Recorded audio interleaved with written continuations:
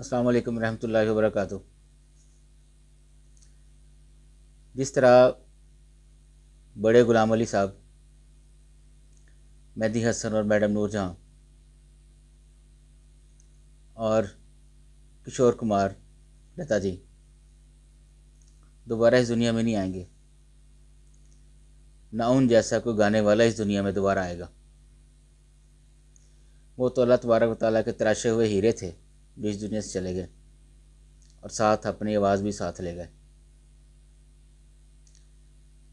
اسی طرح ہماری ایک بہت پیاری گلوکارہ ناہید اختر ہیں،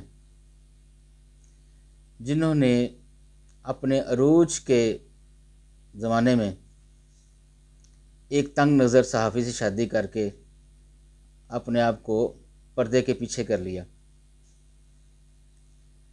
بہت بڑی زیادتی تھی یہ عوام کے ساتھ، ہمارے ساتھ، ان کے چاہنے والوں کے ساتھ، موسیقی کے ایک دور کے ساتھ بہت بڑی زیادتی تھی۔ مجھے آج بھی ان کے گائے ہوئے گیت یاد ہیں، پی ٹی وی پہ ہم لوگ سنا کرتے جب بچپن میں۔ پی ٹی وی کا وہ دور ان کے گانوں کے بغیر نامکمل تھا۔ ناہید اختر صاحبہ کے گانے جیسے ان کا گانا تھا ایک آتی ہے پون جاتی ہے پون، اور ایک ان کا گانا تھا گجرے مہکے بالوں میں آیا کون خیالوں میں، کسے روکوں میں کسے آنے دوں۔ کیا خوبصورت آواز تھی، کیا زبردست ان کا انداز تھا، اور ساتھ ساتھ ہلکی پھلکی ایکٹنگ بھی ہوتی تھی ان کی۔ ہم بڑے غور سے دیکھا کرتے، جن دن کے وقت یہ کم از کم 1-2 گھنٹوں کے بعد ان کے گانے آ جایا کرتے تھے، ہم لوگ شوق سے دیکھتے تھے، سنتے تھے۔ آج بھی سارا زمانہ مجھے یاد ہے۔ لیکن ناہید اختر صاحبہ نے بہت بڑی زیادتی کی اپنے آپ کو پردہ اسکرین سے پیچھے لے جا کے۔